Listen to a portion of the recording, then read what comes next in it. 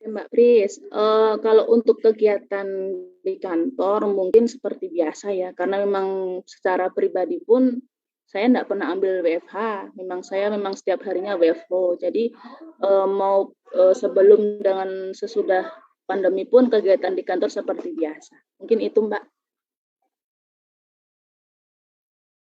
Oke, baik. Kalau Pak Yudis mungkin, gimana Pak? Di sekitaran kantor, apakah kondisinya setelah pandemi sekarang semakin rame atau masih biasa-biasa aja sepi? Silakan Pak.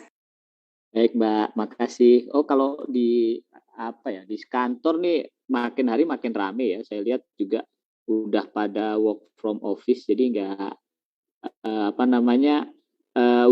udah memasuki fase endemi lah kira-kira ya. Dan saya yakin ini cukup bagus ya buat ekonomi sama penjualan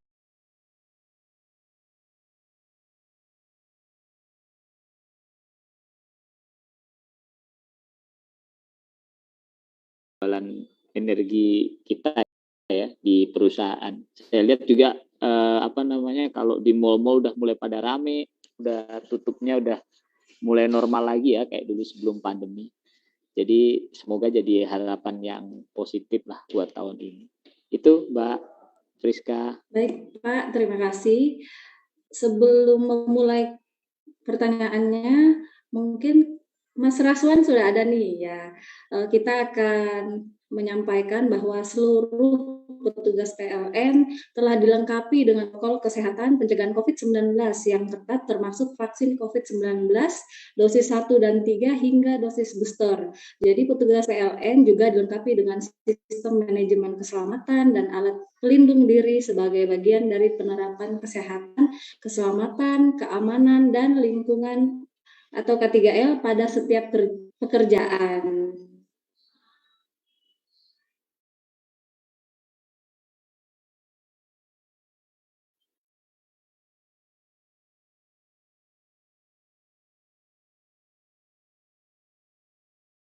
Iya, Mbak Priska. Mungkin saya lanjut saja ya ke pertanyaan pertama. Nah, kita tahu bersama listrik yang kita pakai di rumah memiliki batasan untuk dipakai. Artinya, kita tidak bisa menggunakan banyak alat elektronik dalam satu waktu. Nah, mengapa sih daya listrik harus dibatasi? Nah, mungkin Pak Yudis dulu yang menjawab. Baik, makasih Mas Sarwan. Pertanyaannya cukup bagus ya. Jadi mengapa listrik dibatasi? Pertama kan gini, setiap peralatan itu kan tentunya punya batas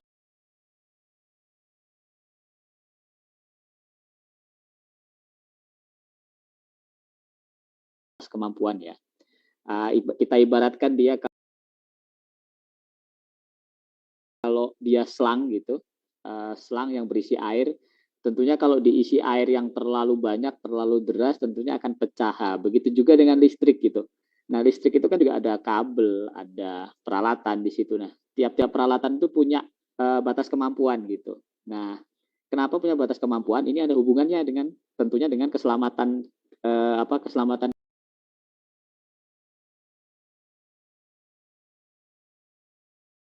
sesuai dengan peruntukan dan peruntukan dan pemakaian berbentuk ya, sehingga kalau kita nggak membatasi semuanya dengan peralatan tentunya akan jadi bahaya. Itu Mas Sarwan, silakan kalau mungkin Mbak Moni bisa menambahkan.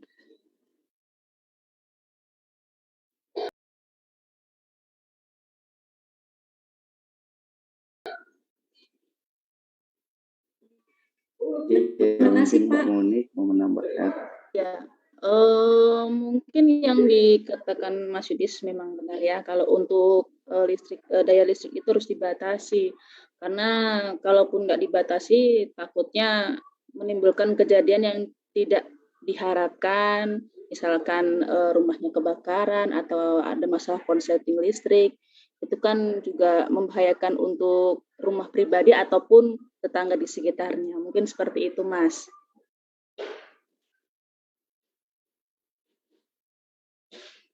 Oh, jadi terkait keselamatan ya. Nah, mungkin untuk pertanyaan kedua akan ditanyakan oleh Baik. Mbak Priska. Silakan Mbak Priska. Oke. Selanjutnya mungkin apakah pembatasan daya ini juga berkaitan dengan keselamatan penggunaan tenaga listrik oleh masyarakat? Nah, mungkin Mbak Monik bisa ditambahkan lagi. Iya, mungkin ada sangkut pautnya juga yang sudah dijelaskan yang oleh Mas Yudis ataupun saya, karena pembatasan daya ini kan memang intinya itu menjaga keselamatan, baik itu yang pengguna ataupun untuk yang pelanggan yang di sekitarnya juga, Mbak, Mas, begitu. Mungkin Mas Yudis mau tambahkan lagi, Mas? Ya, ya, makasih Mbak Monik. Jadi pada dasarnya sama ya, seperti yang saya jelaskan tadi di awal bahwa listrik ini kan tidak berbentuk, tidak berwarna dan nggak bisa dilihat loh ya. Secara kasat mata nggak bisa dilihat. Beda kalau kita ngelihat pisau yang tajam itu kan kelihatan, oh itu tajam, jangan dipegang gitu. Tapi kalau listrik ini kan nggak bisa dilihat ya. Cuma bisa dirasakan kalau lagi dipegang, dan listrik itu ada potensi unsur bahaya gitu. Ketika dia, contoh ya, kita misal ketika kita memakai listrik lebih dari daya yang terkontrak atau lebih dari peralatan kita, maka kemungkinan terjadinya konslet kebakaran itu cukup besar. Nah, sehingga itulah fungsinya listrik itu dibatasi. Sehingga ketika terjadi konsleting atau pemakaian melebihi dengan kapasitas yang sudah terkontrak ya, maka akan terjadi putus atau yang biasa dibilang kalau orang-orang bilang takuti atau jeglek. Nah, seperti itu. Jadi itulah fungsinya kenapa listrik dibatasi.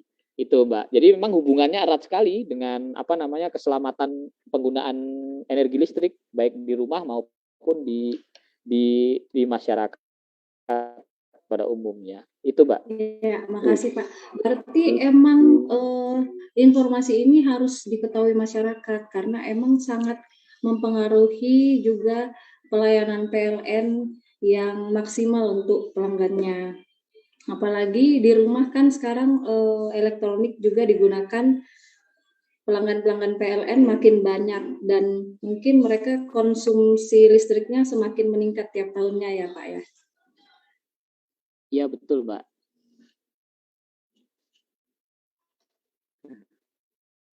Nah, tadi kan sudah dijelaskan nih terkait adanya pembatasan daya. Nah, apakah ada pembagian produk tarif listrik, Pak? Mungkin bisa dijelaskan, Pak.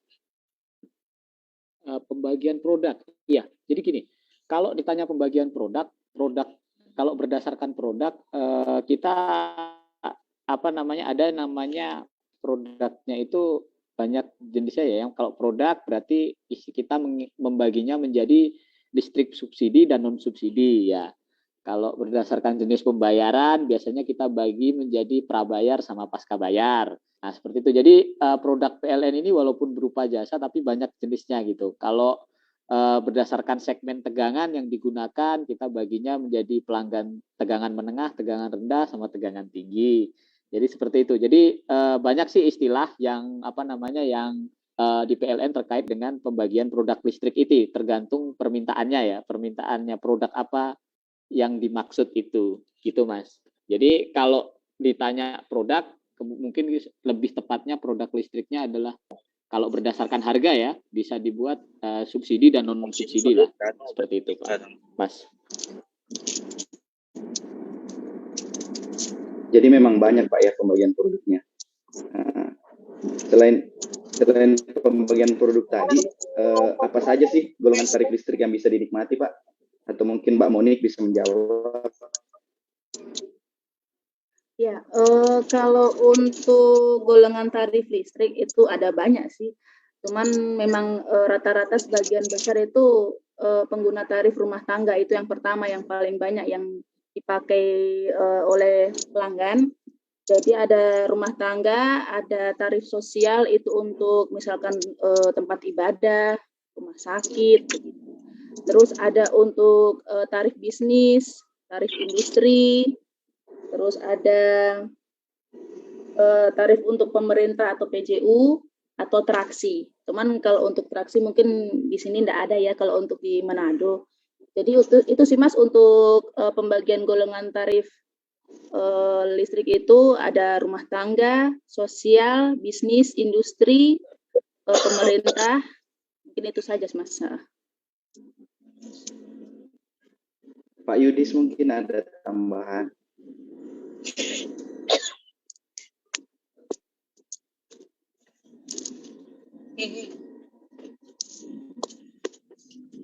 Sorry, maaf ke-mute. Jadi kalau ditanya tentang penggolongan tarif, tentunya penggolongan tarif kita ini berdasarkan peraturan pemerintah ya. Di golongan tarif kita itu ada tarif sosial, ada tarif bisnis, ada tarif industri, tarif rumah tangga mungkin yang biasa dipakai sehari-hari atau curah ya.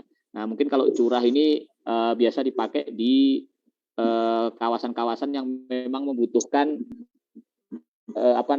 tarif-tarif curah. Mungkin seperti kalau kita tahu kayak di mana perumahan-perumahan elit itu bisa jadi mereka menggunakan tarif curah.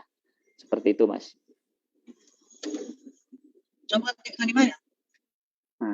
Nah, terus kalau kan, PJU Mas, itu kan tarif Yudis, pemerintah ya.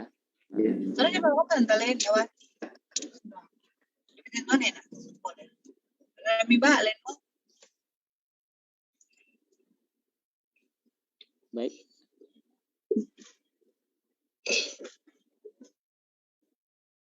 Oke Pak, tadi kan sempat disinggung terkait tarif listrik subsidi dan non subsidi. Nah sebenarnya apa sih beda kedua tarif tersebut, subsidi dan non subsidi? Baik, kalau kita bicara terkait tarif listrik subsidi dan non subsidi ya, kalau kita bicaranya terkait tarif listrik subsidi sama non subsidi sesuai pertanyaannya, itu yang membedakan sebenarnya ada beberapa bagian. Yang pertama tentunya adalah soal biaya ya. Artinya biaya listrik subsidi tentunya lebih murah daripada biaya listrik non subsidi gitu. Sehingga kadang ada yang bertanya-tanya kenapa itu daya 450 jauh lebih murah gitu ya. Itu karena 450 saat ini masih bertarif subsidi. Nah, perbedaan selanjutnya biasanya diperoleh dari peruntukan atau penggunaan. Nah, peruntukan atau penggunaan ini biasanya kalau subsidi biasanya diperuntukkan bagi pelanggan rumah tangga, yang rumah tangga kecil ya, menengah ke bawah, daya 450 itu saya anggap menengah ke bawah, karena pada dasarnya kalau kita sudah pakai kulkas, kita sudah pakai televisi dan sebagainya, itu bukan lagi rumah tangga bukan, harusnya tidak masuk ke orang yang memperoleh subsidi gitu. Nah, itu ya. Yang ketiga perbedaannya terletak pada daya listrik yang diberikan ya. Kalau subsidi itu lebih ke daya 450, 900 ada, tapi yang 900 dengan jenis subsidi ya. 900 RM atau 900 tarif M. Itu Pak. Itu Mas, silakan. Mbak Munik mungkin bisa ditambahkan. Oke, kalau untuk tarif subsidi memang itu kan salah satu bentuk bantuan dari pemerintah. Jadi memang dikhususkan untuk masyarakat supaya bisa membayar tarif listrik lebih murah dari tarif dari keekonomiannya. Jadi pemerintah itu memberikan tarif subsidi bukan cuma untuk kalangan semua tarif ya. Jadi untuk tarif-tarif tertentu seperti yang disebutkan Mas Yudis tadi untuk daya 4,5 dengan 900. Jadi memang khusus tarif 4,5 dan 900 itu rupiahnya lebih jauh murah daripada yang non subsidi. Mungkin seperti itu. Jadi untuk subsidi sendiri itu untuk masyarakat yang kurang mampu ya, dan untuk non subsidi iya, itu masyarakat untuk perekonomiannya yang mungkin lebih rendah ya. Oh iya, Mbak Monik. Kalau misalnya ini ada masyarakat yang membutuhkan subsidi listrik itu ke pemerintah, bagaimana caranya Mbak untuk mendapatkan subsidi tersebut? Yang biasa pelanggan pertanyakan ya, setiap datang ke kantor itu banyak sekali yang mengeluh, oh kenapa kok saya tidak masuk di subsidi, kenapa saya tidak terdaftar di subsidi. Sebenarnya kan untuk intinya yang menetapkan subsidi atau tidak itu sebenarnya kan dari pemerintah. Cuman kan ya balik lagi ke masyarakatnya, karena masalah listrik kan mereka taunya ke PLN toh.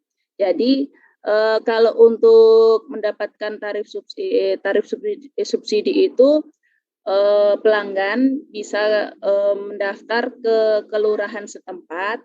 Itu biasanya nanti mereka mengisi formulir yang sudah disediakan dari kelurahan. Nanti kalau sudah diisi, sudah melengkapi berkas-berkas dan syarat-syarat yang dibutuhkan, biasa langsung ke kecamatan, langsung ke posko pengaduan. Jadi nanti di posko pengaduan itu ada tim TNP 2K, nanti ada terlibat lagi oleh DJK, yang nantinya itu yang data dari DJK itulah yang nantinya masuk ke PLN. Mungkin seperti itu, Mas.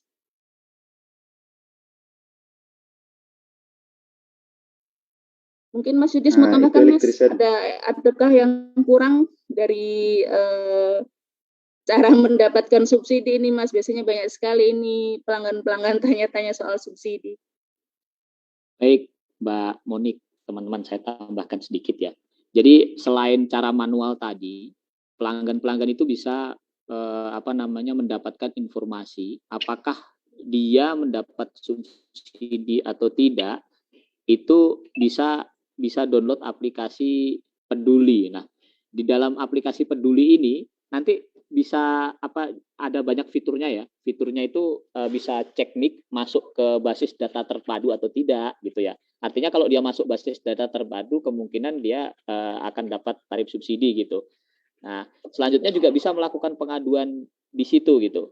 Nah, jadi nggak perlu datang langsung sebetulnya, namun pemerintah sudah memberikan akses yang begitu luas untuk melakukan pengaduan ketika merasa bahwa wah, kita ini harusnya dapat subsidi listrik loh, tapi ternyata kok enggak. Nah, itu. Jadi pemerintah memberikan keleluasaan melalui aplikasi namanya Peduli ya, bisa di-download di Play Store atau App Store. Kalau cuma mau ngecek apakah NIK kita atau IDPL kita dapat subsidi atau tidak, bisa kunjungi juga, bisa install juga PLN Mobile, di situ ada, atau di web juga bisa. Itu. Jadi sebenarnya pelanggan-pelanggan atau elektrisen tidak perlu khawatir kalau apakah data subsidi ini bisa kita cek atau tidak bisa gitu. Yaitu tadi ada aplikasinya namanya aplikasi Peduli.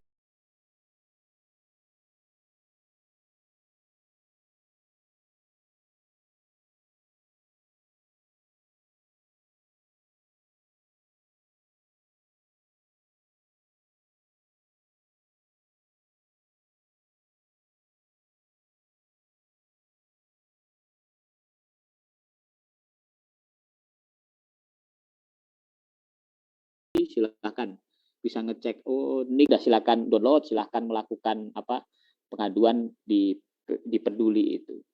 Gitu. Jadi nanti secara otomatis ketika sudah diupdate, maka data di PLN juga akan terupdate gitu.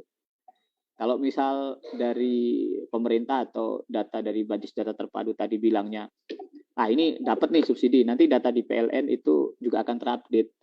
Artinya sebetulnya bukan PLN yang menentukan itu ya. PLN ini hanya memperoleh data dari pemerintah sebagai perpanjangan tangan pemerintah. Itu Mas Sarwan dan Mbak Monik dan rekan-rekan elektrisian sekalian. Wah, ini sangat bermanfaat nih, Mas Raswan, karena banyak dari elektrisian selalu menanyakan ini berulang kali, dan mungkin para pegawai PLN, insan PLN tidak bosan-bosannya selalu memberitahu ke masyarakat bahwa untuk tarif listrik yang bersubsidi itu ditentukan oleh pemerintah di luar kewenangan PLN ya. Oke, boleh dilanjut lagi?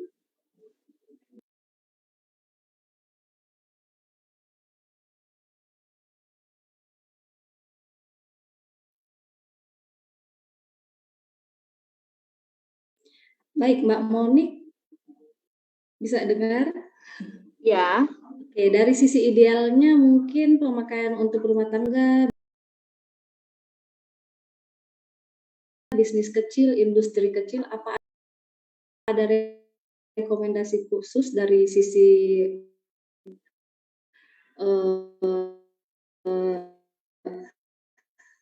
rumah tangga, maksudnya tidak tergolong untuk subsidi. Apakah menurut Mbak Monik pemilihannya itu bisa dimasukkan dalam kelompok yang tidak subsidi atau subsidi ya, misalkan? Oke Mbak, kalau untuk pembagiannya dia subsidi atau tidak subsidi, kalau sedang yang sama dengan yang dijelaskan Mas Yudis tadi, kalau untuk rumah tangga, memang kalau untuk 4,5 itu memang subsidi, tergolong masih subsidi Mbak. Jadi kalau untuk yang daya 900 sekarang sudah dibagi dua, jadi ada yang 900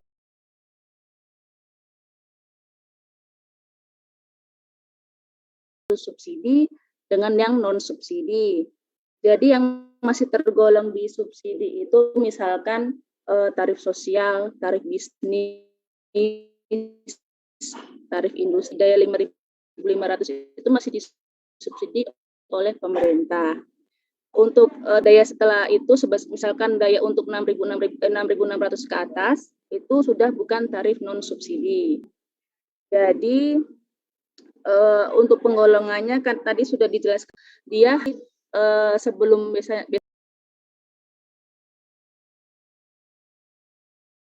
kalau pelanggan mendaftarkan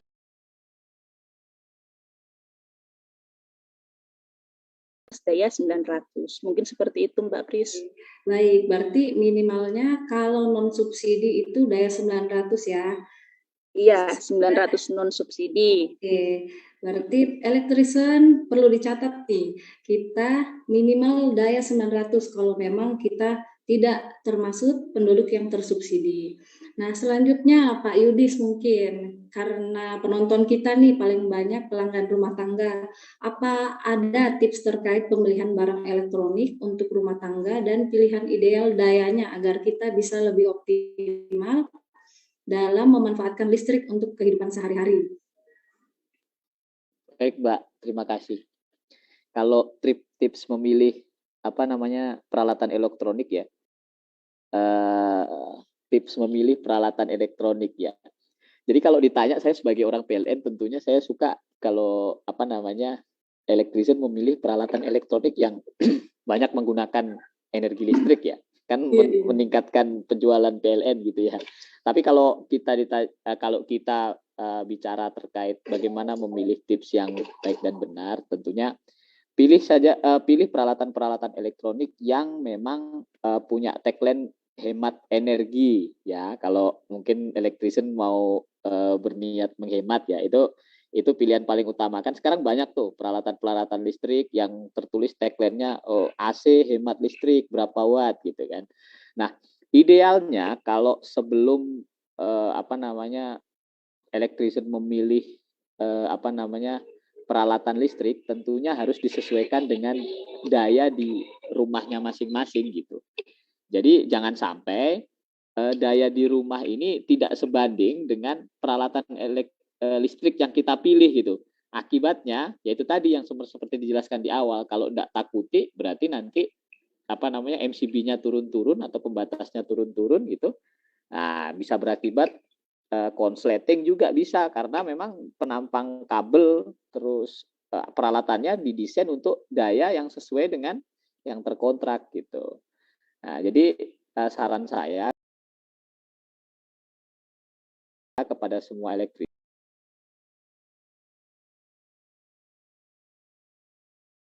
ketika memilih peralatan listrik, tentunya lihat dulu daya listrik di rumah berapa gitu. Kalau memang kurang gitu kan ya, silahkan melakukan tambah daya. Proses tambah daya itu cukup mudah di PLN, dan kita lagi banyak promo nih ya, tambah daya gitu. Promo murah gitu. Di mana lagi ada orang jualan diskonnya hampir 90% gitu kan ya. Ya cuma di PLN itu orang jualan listrik tambah daya, diskonnya sudah 90% lebih, 99% lah saya pikir. Itu Mbak. Mungkin Mbak Monik silakan bisa nambah. Ya, sedikit tambahan. Biasanya kalau barang elektronik itu banyak yang dijual, dia memang harganya murah. Cuman Biasanya yang pelanggan kan cuma tahu harga, tapi dia nggak lihat wattnya. Padahal harga murah tapi wattnya besar. Biasanya seperti itu. Itu yang lebih baik sih. Kalau untuk pemilihan barang elektronik, lebih baik yang sedikit agak mahal, cuman wattnya yang sedikit kecil. Mungkin seperti itu, Mbak. Terima kasih. Wow, baik. Terima kasih jawaban-jawaban yang luar biasanya. Sebelum kita mengakhiri segmen 2 nih, mungkin dari Pak Yudis lagi bisa menjelaskan. Ini kan eranya semakin berkembang Pak di masyarakat. Jadi semakin tinggi pemakaian listriknya, apakah pembayaran listrik kita juga semakin naik? Misalkan itu betul atau hoax, Pak? Boleh dijelaskan, Pak? Baik, ini Mbak, kita itu sebelum ke situ ya, saya berusaha memberikan pengertian bahwa PLN itu membagi listriknya berdasarkan daya-daya tertentu ya. Kalau orang bilang ada 450, 900, 1300, 2200 itu ya. Itu dengan pembatasnya masing-masing gitu, dan dibatasi dengan batas pengukuran dan pembatasnya masing-masing gitu. Ada yang 4 ampere, 6 ampere, 10 ampere. Nah, itu adalah kapasitas maksimal yang boleh dipakai oleh pelanggan. Nah, itu ya. Kalau ditanya apakah ketika kita tambah daya gitu, pemakaian kita akan naik tuh gitu. Kenapa belum tentu? Contoh begini ya. Paling simpel. Ketika Bapak Ibu sekalian, elektrisian sekalian tambah daya dari 1.300 ke 5.500. Itu kan tambah daya cukup jauh ya. Pertama yang kita lihat, apakah beban Bapak dan beban elektrisian sekalian berubah gitu. Ketika beban elektrisian sekalian tidak berubah dan rupiah KW-nya dari 1.300 ke 5.500 itu sama gitu. Tentunya pembayarannya juga akan sama gitu. Nah, bertambahnya pembayaran listrik itu terjadi jika pemakaiannya bertambah atau jam pakainya bertambah. Itu Mbak, dua unsurnya itu. Jadi banyak dan tidaknya pemakaian listrik itu dipengaruhi oleh dua hal. Yang pertama adalah beban atau daya listrik yang dipakai. Yang kedua adalah waktu pemakaian gitu. Tentunya akan beda ya, orang yang pakai sehari 10 jam dengan orang yang pakai sehari 24 jam. Tentunya peralatan listrik pemakaian listriknya berbeda gitu. Habisnya kalau pulsa mungkin lebih cepat habis yang 24 jam, dan kalau bayar tentunya akan lebih mahal yang 24 jam. Itu Mbak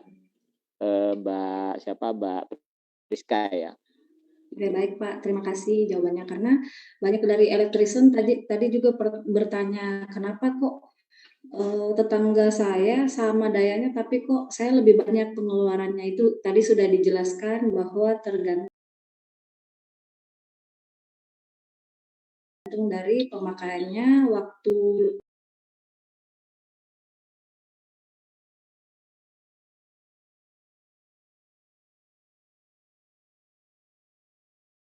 Ya, ada beberapa kali tadi Pak Yudi sebut tambah daya. Nah, mungkin Pak Yudis bisa jelaskan tambah daya itu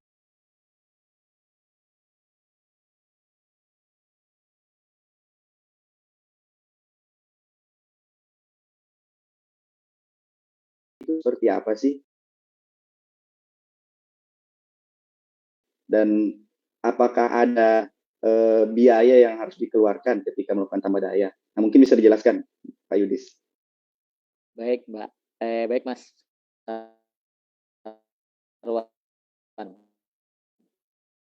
Terima kasih ya. Jadi tambah daya itu menambah kapasitas daya kalian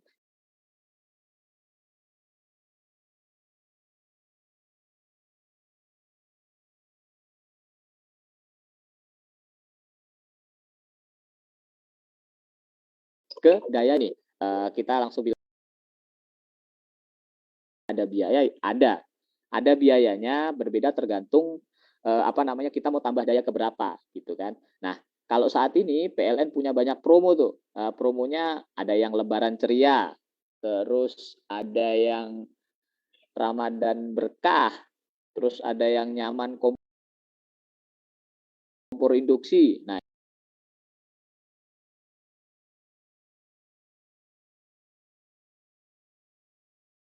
itu promo-promo itu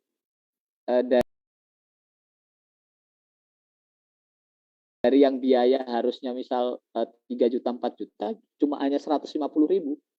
Nah, itu yang lagi ada promo di PLN ya, itu seperti itu. Jadi kalau ditanya butuh biaya, tentunya butuh. Yang pertama tentunya kayak yang kita sebut sebagai biaya penyambungan ya, sebagai selisih dari daya tambah tadi.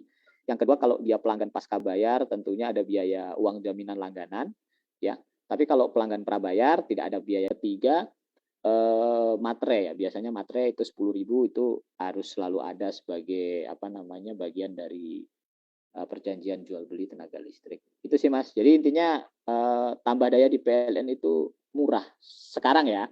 Mumpung ada promo, silakan elektrisian yang merasa punya planning 1-2 minggu ke depan atau 1 bulan ke depan mau nambah peralatan listriknya, sekarang saatnya. Karena promonya hanya berlaku sampai 31 Mei 2022. Terima kasih. Nah, ayo elektrisian, ini tinggal berapa hari lagi. Sudah mau habis promonya. Nah, mungkin terkait biaya, mungkin Mbak Monik bisa menjelaskan lebih detail terkait biayanya. Mbak Monik. Siap, Mas. Jadi kalau untuk biaya tambah daya, sama yang Mas Yudis bilang tadi, dia tiap daya itu berbeda. Jadi kalau perhitungan kasarnya, mungkin kalau misalkan teman-teman di rumah daya 4,5, mau tambah daya ke 900, hitung saja selisihnya. Jadi selisih dari 900 ke 405 dikurangi dan daya 4,5. Nah, mungkin itu kira-kira yang harus dibayarkan untuk biaya tambah dayanya. Jadi untuk kasarannya dikalikan saja satu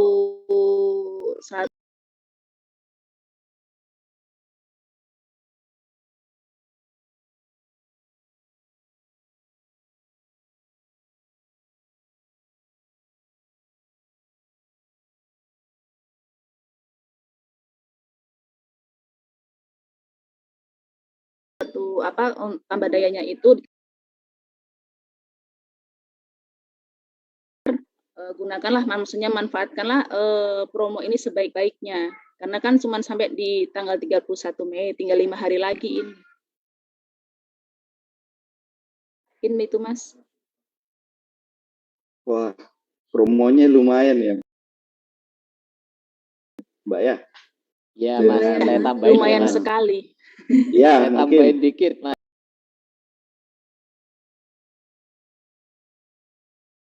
Pak Yudis, saya tambahin dikit.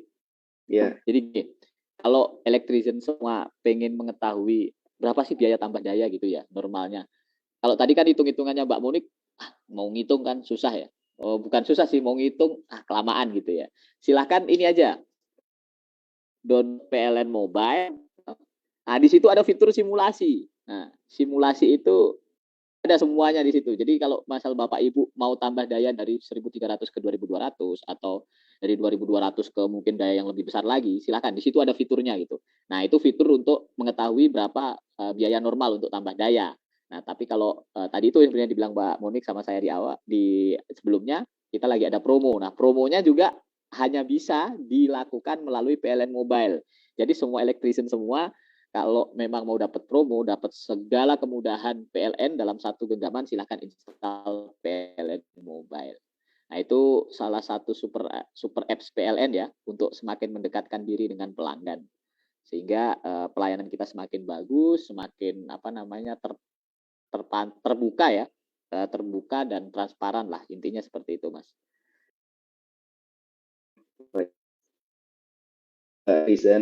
Jika ingin mendapat informasi lebih jelas, mungkin ya langsung aja download PLN Mobile. Ada semua, pokoknya ada di situ.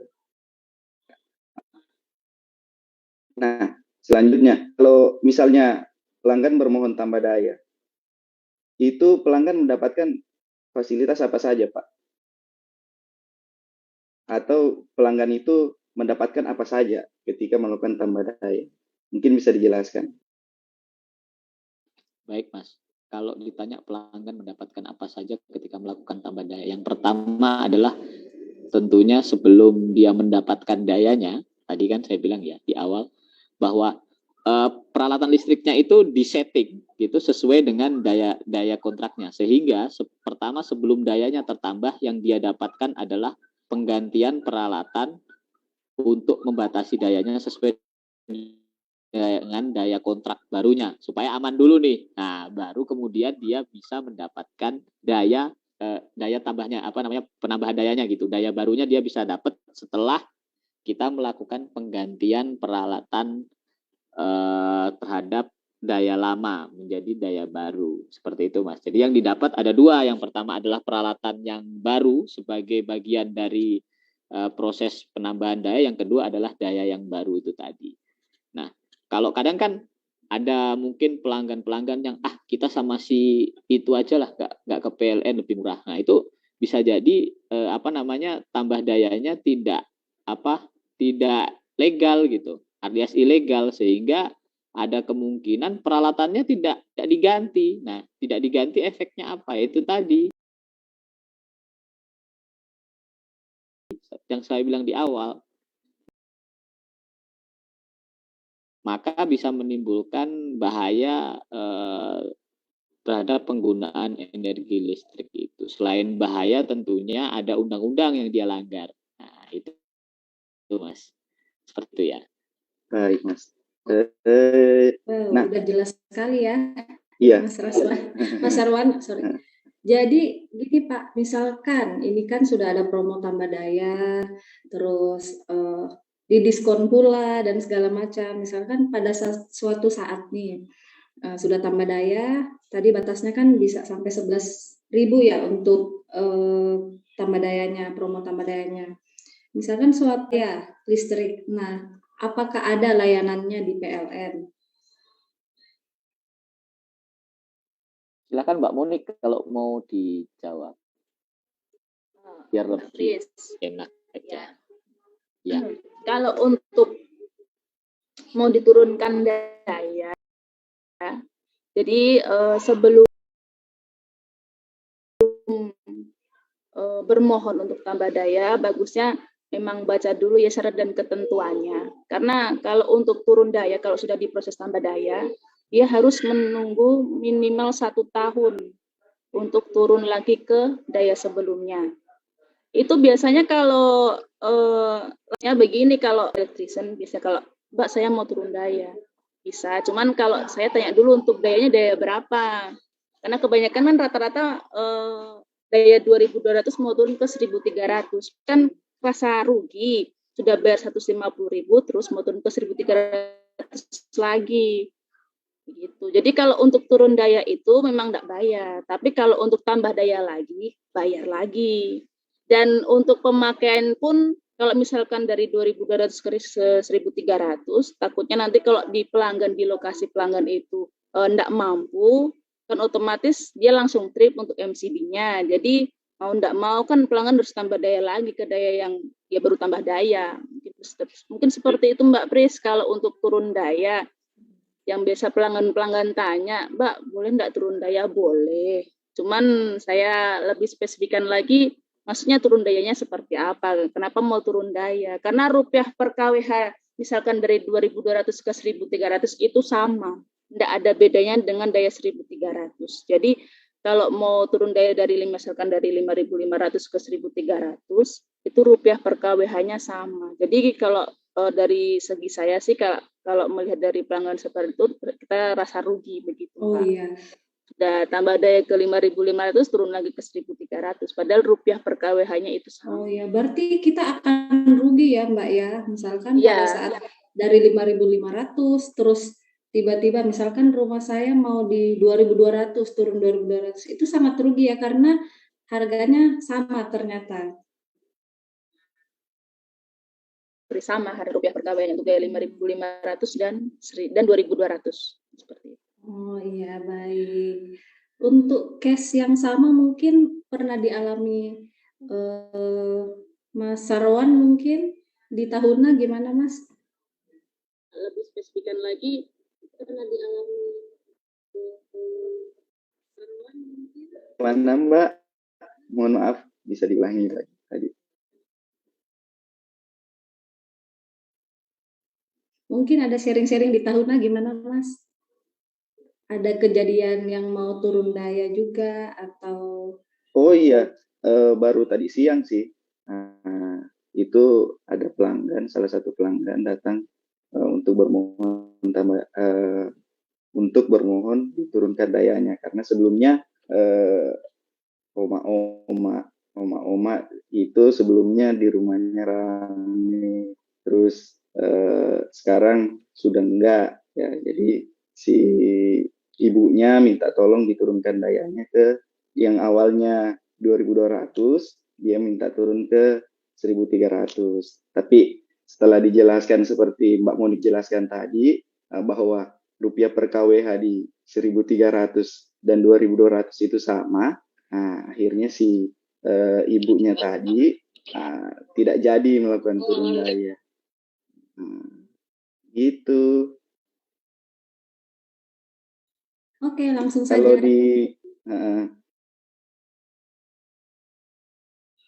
Baik Mas, langsung saja kita ke segmen 4. Untuk mempersingkat waktu, bisa dilanjutkan.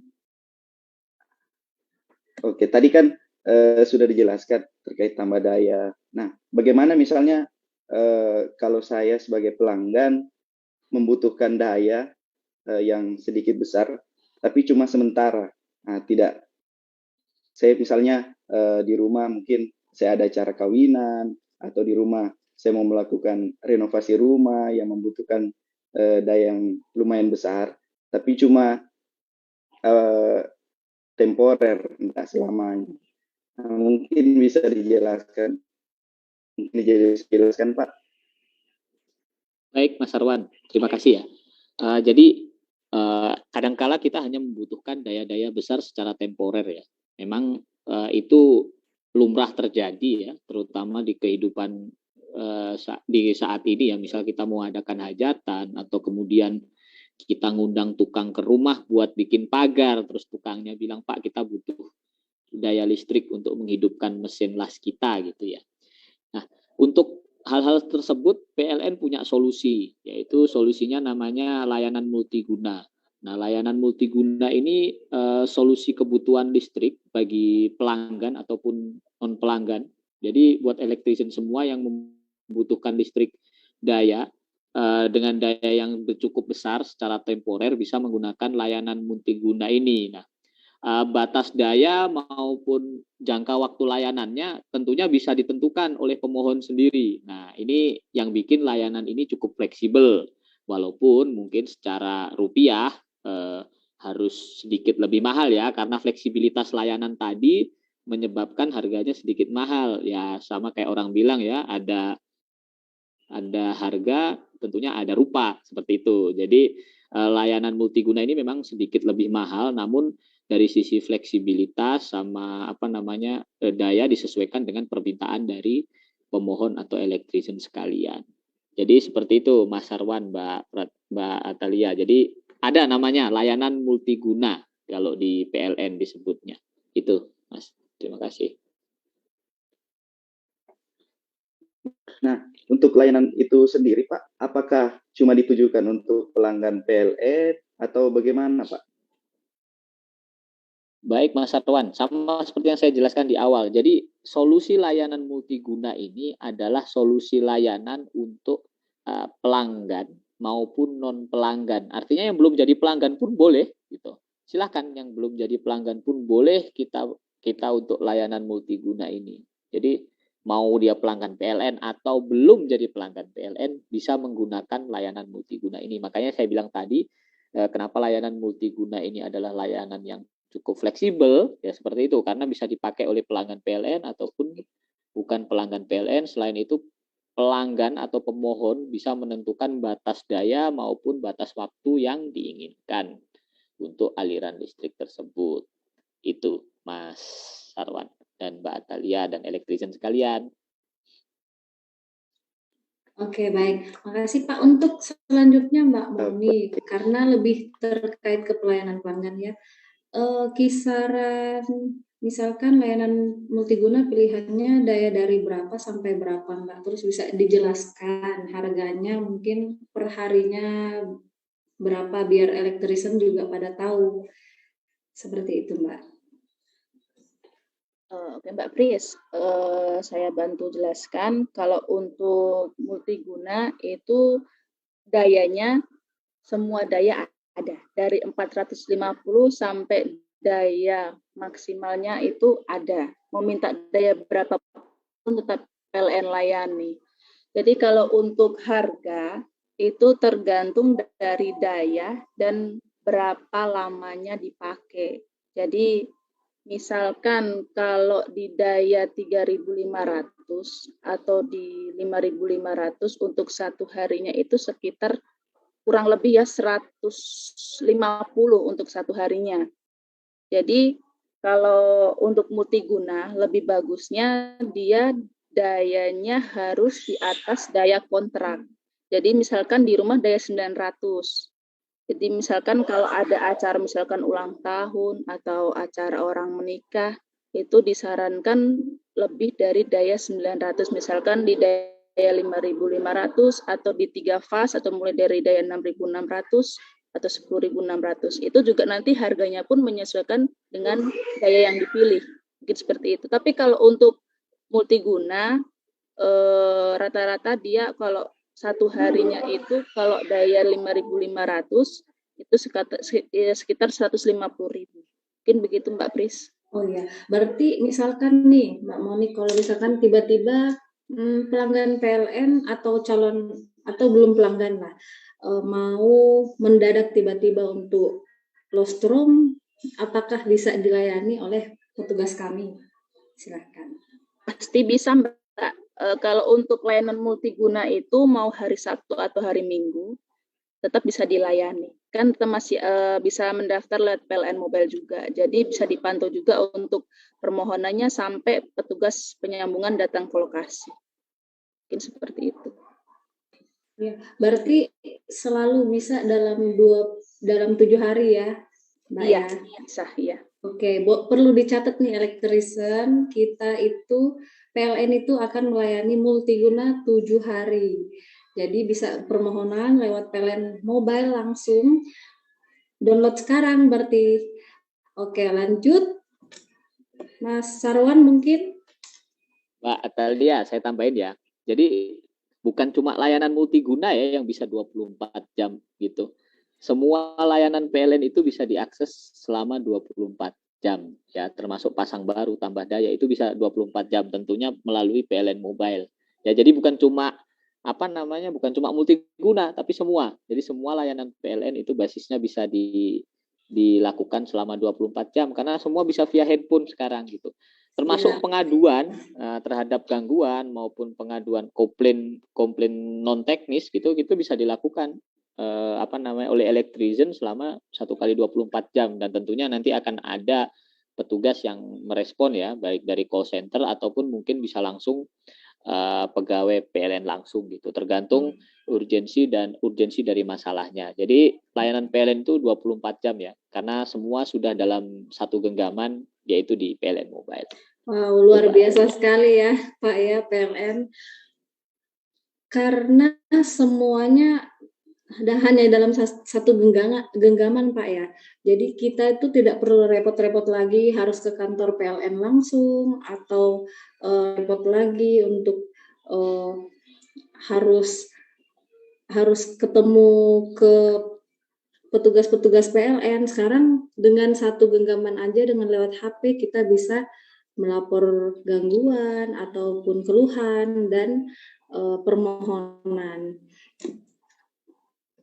Ada lagi Mbak Monik tambahannya atau Pak Yudis?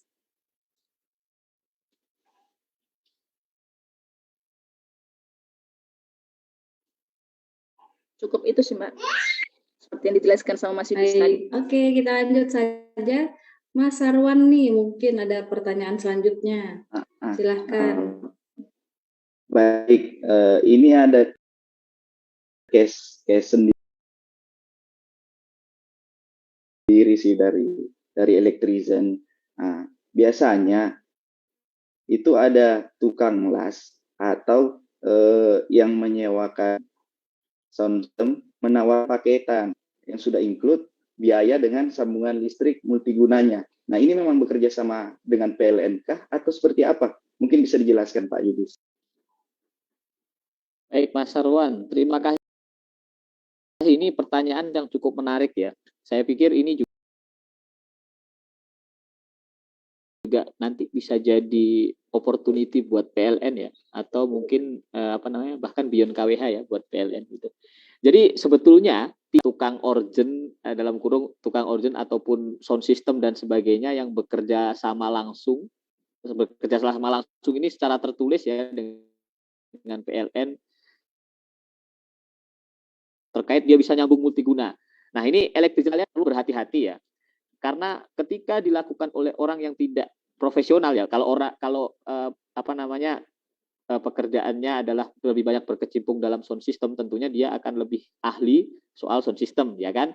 Kalau organ, tentunya juga dia lebih ahli soal mainkan organ, bukan ahli dalam memainkan sambungan listrik gitu. Nah, jadi ini electrician harap hati-hati karena pertama konsekuensinya adalah ketika terjadi seperti itu adalah tentunya adalah konsekuensi di keselamatan pemakaian tenaga listriknya. Nah, itu sama yang seperti saya bilang tadi, akan ada resiko kecelakaan atau akan ada resiko konslet terhadap sambungan itu karena dikerjakan dengan mungkin tidak dengan peralatan yang seharusnya. Nah, itu yang pertama. Yang kedua, tentunya ketika itu adalah merupakan sambungan yang ilegal atau perbuatan yang ilegal karena mungkin tidak terdaftar di kantor atau tidak terdaftar di PLN atau tidak daftar melalui lini PLN manapun, bisa jadi akan terkena pelanggaran atau biasa kita sebut penertiban pemakaian tenaga listrik ya. Nah, itu.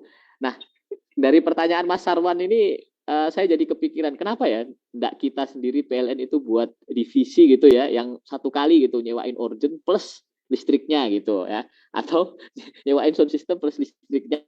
Nah, kayaknya cukup bagus itu Mbak Moni buat nambah-nambah penjualan. Jadi bundling gitu ya, bundling paket misal paket pernikahan gitu kan ya, tanpa padam, kan menarik ya, atau bundling paket ulang tahun tanpa padam itu satu kali sama kipasnya mungkin atau satu kali sama sound systemnya. Kayaknya menarik itu Mbak Monik untuk dikembangkan itu. Ya, Mas Arlan juga ini. Kayaknya baru kepikiran ini ya. Bisa kerja sama WO kayaknya, Pak. Iya. Iya, betul sekali. Nah, tadi kan Pak Yudis juga menyinggung bahayanya itu terkait keselamatannya jika bukan orang PLN yang melakukan penyambungan multiguna tersebut. Nah, elektrisian ini bingung bagaimana sih cara membedakan layanan PLN yang sah dan yang tidak sah, petugas yang resmi dan tidak resmi. Nah, mungkin Mbak Monik atau Mas Yudis yang bisa menjelaskan. Silakan Mbak Monik. Jadi saya jawab dulu ya. Kalau untuk cara membedakan petugas resmi atau tidak resmi, biasanya itu kalau petugas yang resmi memang tidak semua sih petugas itu pakai ID. Cuman petugas itu biasanya sudah bawa WO atau work order pekerjaan yang ULP kasih ke mereka. Biasanya itu sih, biasanya kan mereka bawa dokumen, bawa peralatan tangga dan segala macamnya. Itu sih yang biasanya membedakan resmi dan tidak resmi. Jadi kalau resmi pun dia tidak ada namanya transaksi antara pelanggan dan petugas. Jadi tidak ada transaksi langsung di lokasi. Karena memang PLN kan tidak menerima namanya pembayaran langsung antara pelanggan dan petugas. Gitu, seperti itu. Saya tambahkan sedikit ya, Mas Sarwan, Mbak Atalia, Mbak Monik. Jadi gini, kalau bicara resmi dan tidak resmi kita mulai dulu dari bagaimana cara pelanggan ini bermohon. Nah itu, kalau dia bermohonnya lewat saluran resmi, tentunya dia akan membayar melalui nomor register yang tidak dibayar secara tunai atau cash. Dia bayarnya hanya via nomor register, bisa melalui bank, ATM, OVO, GoPay, virtual account dan lain-lain sebagainya alias uang-uang elektronik gitu. Nah, jadi untuk membedakan yang paling gampang adalah pertama kita sadari dulu kita daftar lewat mana gitu. Kalau kita daftar lewat orang, artinya di luar kantor ya, orang ini di luar kantor gitu. Tentunya kita harus berasumsi wah ini nanti didaftarkan via apa gitu. Jadi makanya pertama itu dulu. Nah, yang kedua kalau mau mengenali petugas yang datang resmi atau tidak, itu kan itu tadi diawali dari situ. Kalau kita daftarnya secara resmi, tentunya yang datang adalah orang resmi. Orang resmi ini ya ber-ID card. Yang kedua, tentunya orang ini membawa atribut atau perintah kerja dari PLN untuk melakukan penyambungan ataupun penambahdayaan ataupun kegiatan apapun yang dimohon oleh petugas di yang dimohon oleh pelanggan di rumahnya. Gitu, Mas. Itu kalau resmi dan tidak. Sekarang logikanya seperti ini ya. Kalau dia daftarnya lewat saluran resmi, yang tahu itu kan orang PLN tentunya. Jadi yang datang tentunya orang resmi PLN. Kalau dia datang lewat saluran tidak resmi, tentunya kan orang PLN juga tidak tahu gitu. Ya salah siapa. Jadi intinya ketika kita bicara resmi dan tidak, dimulai dari pangkalnya dulu. Ketika kita bermohon secara resmi, maka yang datang juga akan orang yang resmi gitu. Itu jangan istilahnya supaya Electrician memahami bahwa saluran PLN cukup banyak gitu. Jadi tidak perlu khawatir gitu dan cukup transparan. Itu maksud saya.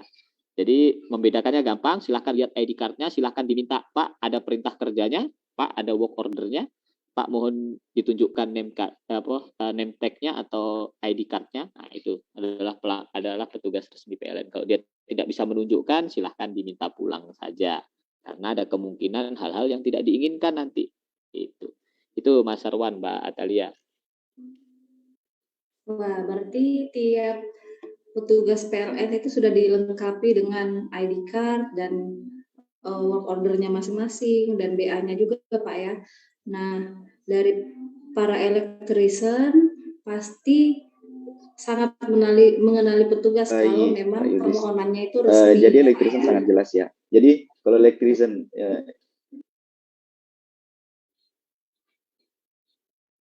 ya, Mbak Atalia, ya kayak begitu, Mbak. Betul. Mas Sarwan, betul seperti itu. Jadi intinya kalau pelanggan bermohon di tempat yang resmi, tentunya petugas akan datang juga yang resmi gitu. Nah, ini yang mungkin harus diketahui oleh electrician semua, bahwa PLN Mobile itu menyediakan fitur di mana kita bisa memantau pekerjaan itu sampai mana gitu. Ketika Anda bermohon, ketika Anda melakukan pengaduan, maka Anda bisa men-tracking layaknya Gojek. Nah, itu kelebihan dari PLN Mobile. Jadi dia sementara jalan atau permohonan electrician sekalian sementara diproses, itu kita bisa lihat. Nah, makanya itu gunakan saluran resmi namanya PLN Mobile. Seperti itu Mas Sarwan, Mbak Atalia. Baik, makasih Pak.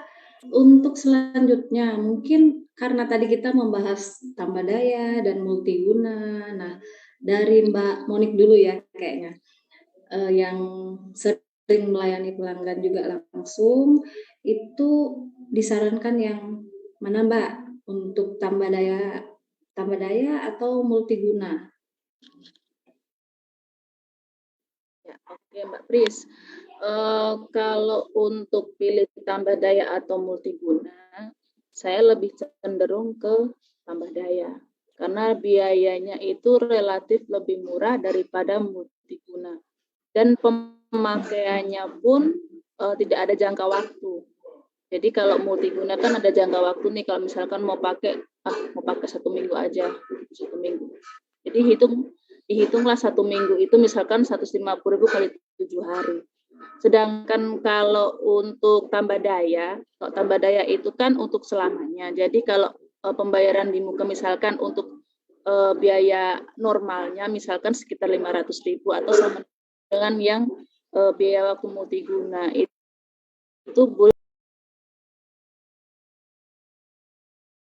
dibayarkan 1 kali di awal, tapi tidak ada jangka waktu pemakaiannya. Jadi memang selamanya bisa dipakai selama pemakaian pelanggan itu sendiri. Jadi kalau saya rekomendasikan untuk dan itu untuk tambah daya. Tidak, maksudnya untuk multiguna itu hanya untuk acara tertentu saja. Tapi kalau untuk tambah daya kan jaga daya di rumah sesuai dengan tambah dayanya. Nah, mungkin seperti itu, Mbak. Baik. Mungkin Mas Yudis ada mau tambahan atau? Oke, Ini silakan Mbak Pak Yudis. Atalia, Ya, Mbak Atalia, Mbak Monik, sama Mas Sarwan. Jadi kalau masalah kita ditanya pelanggan nih, Pak saya bagusnya tambah daya atau multiguna gitu ya. Kalau saya akan menanyakan kembali gitu. Walaupun kita lebih senang loh kalau Bapak tambah daya permanen gitu kan. Tentunya selain penggunaan listriknya akan meningkat ya secara keseluruhan, secara umum gitu. Tetapi kalau ditanya seperti itu tentunya kita akan balik kebutuhan Bapak seperti apa gitu. Kebutuhan elektrisian sekalian seperti apa. Kalau kebutuhannya hanya tidak permanen atau temporer, terus tidak butuh listrik juga secara simultan banyak gitu. Saya pikir tarif multiguna lebih cocok gitu ya. Tetapi kalau jika memang daya itu dibutuhkan secara permanen, saya pikir tambah daya lebih cocok. Jadi sekali lagi untuk elektrisian sekalian silahkan memakai listrik sesuai kebutuhan gitu ya. Jangan nanti tiba-tiba bilang, kita tambah daya tambah mahal loh. Memang yang dipakai tambah banyak gitu kan. Jam pemakaiannya tambah tinggi gitu. Jadi usahakan memakai listrik secara bijak, tetapi kalau bisa yang banyak ya supaya penjualan PLN semakin meningkat. Seperti itu, Mbak. Jual Pak ya. Iya, betul. Oke, sip. Nah, oke, bagaimana misalkan nih Pak, ada pertanyaan dari elektrisan. Bagaimana cara mempertimbangkan kebutuhan tambah daya lebih baik dari multiguna ataupun sebaliknya? Karena dari mereka pun misalkan cuma dipakai hanya lebaran atau acara tertentu. Terus selanjutnya itu rumahnya sepi, misalkan gitu Pak. Silakan Pak, atau Mbak Monik juga bisa.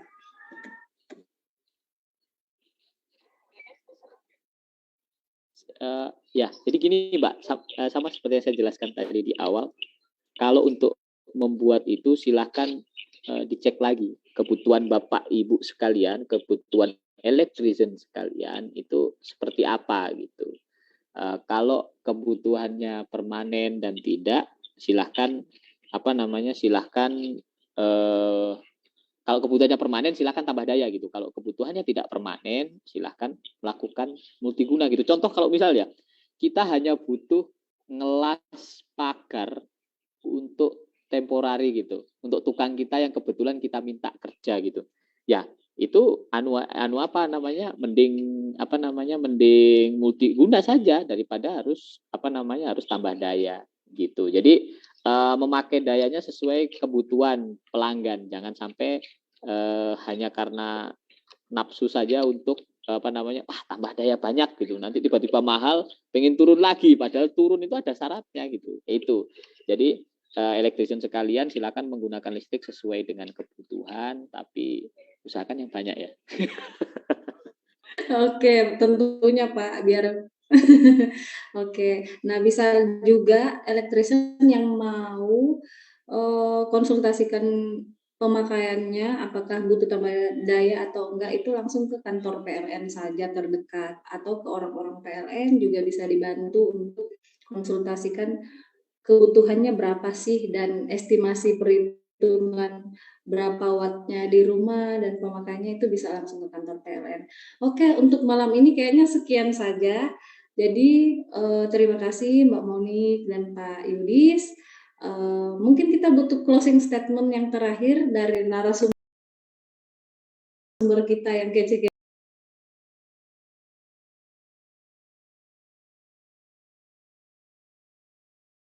Jadi Pak Yudis dan Mbak Monik. Yang pertama dulu mungkin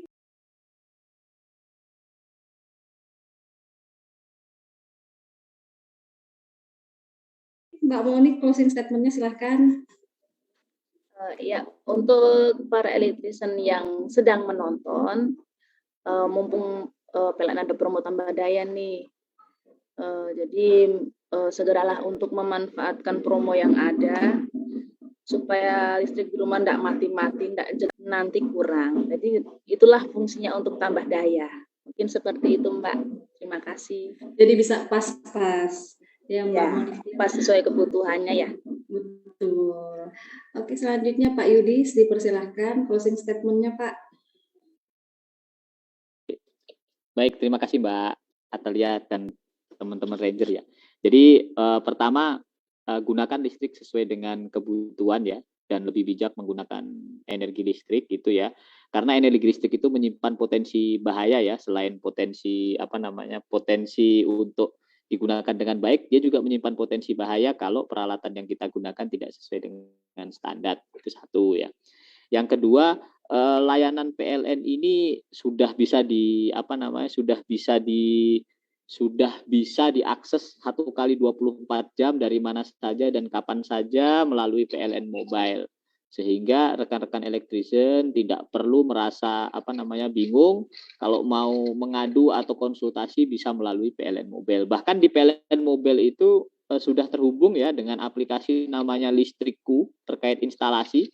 Jadi kalau teman-teman sekalian atau elektrisian sekalian menginginkan wah kita pasnya tambah daya berapa ya, bisa konsultasi lewat Listrikku. Nah itu salah satu inovasi dari anak perusahaan PLN juga ya, untuk membuat pelanggan semakin nyaman. Nah untuk saat ini kalau elektrisian sekalian pengen melakukan tambah daya, PLN lagi ada promo namanya Lebaran Ceria, terus Ramadan Berkah untuk rumah-rumah ibadah dan nyaman kompor induksi. Ingat promo ini hanya berlaku sampai dengan 31 Mei 2022. Nah, promonya apa? Promonya tambah daya hanya Rp150.000 dengan syarat ketentuan berlaku ya tentunya. Nanti syarat ketentuannya berlaku. Nah, itu yang kedua. Yang ketiga, silakan rekan-rekan sekalian elektrisian sekalian bisa menggunakan listrik secara legal melalui saluran resmi yang sudah ditetapkan ditetapkan oleh PLN, sehingga apa yang akan terpasang, apa yang akan datang ke rumah elektrisian sekalian adalah petugas-petugas resmi dari PLN. Nah, layanan PLN itu tidak hanya terbatas di PLN Mobile, bisa diakses melalui web, call center juga. Tetapi yang utama sekarang adalah melalui PLN Mobile, karena bisa dilakukan sambil rebahan juga gitu. Itu Mbak Priska, Mas Sarwan, closing statement dari saya. Terima kasih.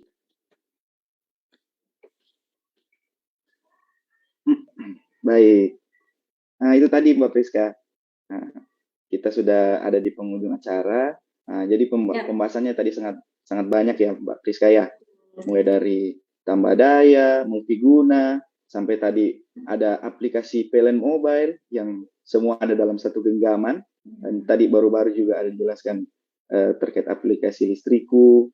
Nah, memang pembahasan kita malam ini bisa disebut daging semua ya Mbak Priska ya. Sangat berguna untuk teman-teman elektrisian semua. Bagi elektrisian. Sangat bermanfaat. Apalagi dengan semua narasumber kita nih, Iya betul. Nah mungkin bisa ada kata-kata penutup Mbak Priska. Oke, baik. Terima kasih elektrisian sudah menyaksikan. Semoga bermanfaat untuk kita semua malam ini, dan selanjutnya akan ada showman selanjutnya yang lebih dalam lagi, pembahasannya lebih mantap dan lebih kece. Mungkin selalu bisa disaksikan setiap minggu. Dan untuk pembahasan-pembahasan kali ini, pembahasan selanjutnya mungkin beda dan lebih bermanfaat juga tentunya. Oke, saya Priska. Saya Sarwan. Ya, kami pamit undur diri. Sampai jumpa di acara Sales Talk Showman berikutnya. Terima kasih elektrisian. Terima kasih. Sampai jumpa elektrisian. Sampai jumpa. Sampai bertemu lagi. Malam.